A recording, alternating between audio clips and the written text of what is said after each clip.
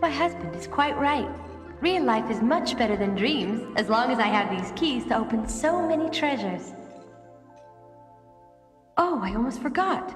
There's that little dark door. Something is drawing me toward it. What could possibly be locked up behind it? There is a room which must never be opened. I forbid it. Can I trust you with this key? You know what can really excite you as a kid? Discovering that a common idea is wrong, and being able to hold that over people, even if the correction is usually trivial. I like to think many of us went through that, actually a tomato is a fruit stage. I certainly did. Another big one is when you learn that the original fairy tales that we often associate with safe children's books and Disney movies were actually quite twisted. Cinderella's stepsister cuts off chunks of her foot to fit into the slipper. The Little Mermaid dies and dissolves into sea foam. Pinocchio doesn't like the talking cricket's sass, so he crushes it to death. Oh, to walk up to a bunch of 9-year-olds, ask them what their favorite Disney movie is, and then try to ruin their day. Of course, we never questioned why fairy tales changed, how our values and tastes change over time, and how, when it comes to a mass-produced book or an animated movie or television show, we're trying to appeal to the widest, most original audience possible, and maybe we'll sell less copies if the evil queen in Snow White dies from dancing in red-hot iron slippers instead of, falling off screen. And you can usually make these changes to the source material while leaving the core story and whimsical visuals mostly intact. But what do you do with Bluebeard? Like, yes, some of these fairy tales can be surprisingly dark and violent at times, but Bluebeard is straight up about a serial killer who keeps murdering his wives. How do you Disneyfy that? Having Bluebeard as part of the big Brothers Grimm fairy tale canon is like if you had a children's 4-movie DVD bundle that included 3 Barbie movies and then High Tension. Of course, most Bluebeard adaptations are horrors or thrillers, and pretty much any movie where an abusive, manipulative husband is the villain owes a little bit to the tale. So, you wouldn't even try to make a family-friendly version of the story, right? Imagine making a half-hour animated adaptation as part of your cute, wholesome fairy tale anthology show. That'd be nuts, right? Right? Don't, please! I've broken your promise to me, so you must be punished!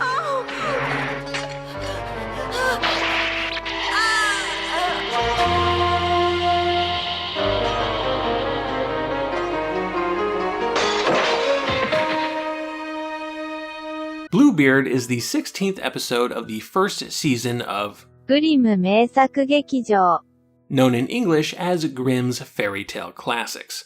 Originally airing in Japan on February 3rd, 1988, and airing on Nickelodeon, never? The common consensus is that, because of its content, the episode was never broadcast during its Nickelodeon run. The evidence of that is mostly anecdotal, but I can buy it. I watched Grimm's Fairy Tale Classics fairly often, and I don't remember seeing this. And Jerry Laybourne-era Nickelodeon was more particular about this kind of stuff. They were doing a fair share of editing classic Looney Tunes. Maybe if Cy Schneider was still in charge, he let the Hitler episode of The Tomorrow People fly, after all. However, Saban did produce an English dub of the episode, and you can find 2 different cuts of it online, one of them removing some of, though hardly all, of the episode's shocking moments. So there was serious consideration of putting this on the air. Now, does the fact that it didn't air on Nickelodeon make it invalid for a sample Platter video? Who cares? It's my show, and I want to talk about this mini horror anime masterpiece that almost aired on Nickelodeon. This is a fairly faithful adaptation of the original folktale. Josephine is a young woman living with her 3 woodcutter brothers. She isn't starving levels of poor, and her family is warm and loving, but Josephine can't help but fantasize about having a prince ride in on his white steed and giving her a life of beauty and luxury. And then, one day, it kinda actually happens. Josephine gets an invitation of marriage from the Lord Bluebeard. Despite never meeting the man, and despite the protests of her brothers, Josephine agrees and rides off to meet her new husband. Welcome to my home. I am very pleased that you have accepted my proposal. Oh, I hope to be a worthy princess. I'm so happy to meet you, my... Oh, no. I fear this Bluebeard distresses you.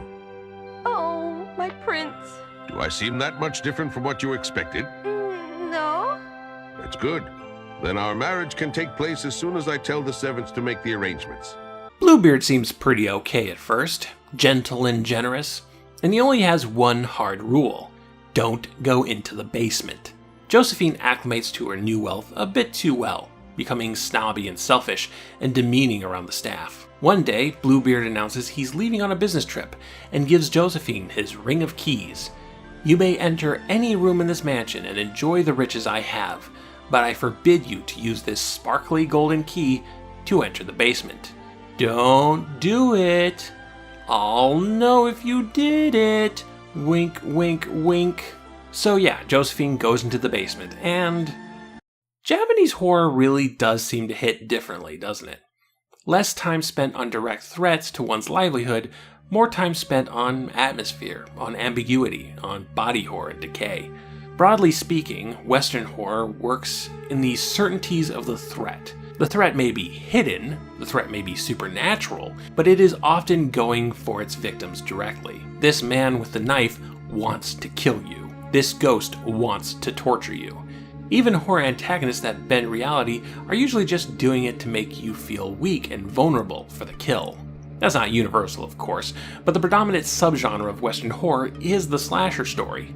Japanese horror has their slashers too, of course, but more often it tends to work in metaphorical spaces, reality disassembling itself, and its victims never fully understanding what's going on. And the monsters of Japanese horror don't just kill, but twist and contort and leave to rot.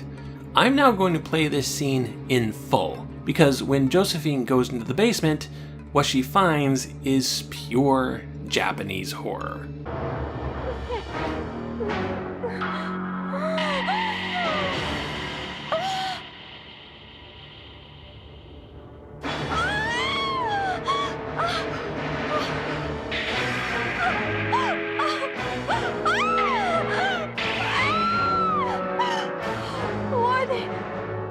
Where did they come from? Did they marry him too?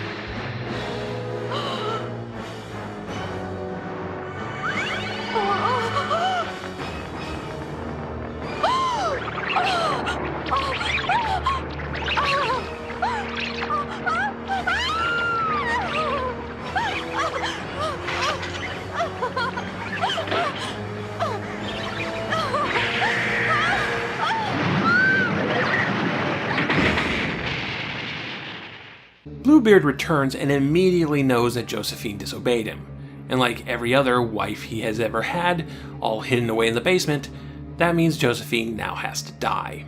Now Bluebeard is a straight-up slasher killer, pursuing his trapped victim, blade in hand. So we're getting the best of both worlds, really. The serial killer of Western horror literally standing on the foundation of blood and decay of Japanese horror. In fact, you can make a deeper reading of that. When Josephine is exploring the rest of the mansion, she finds rooms full of treasures, including many treasures from Eastern cultures. The implication being that Bluebeard built his fortune on conquest, on colonialization, on war against non-white cultures.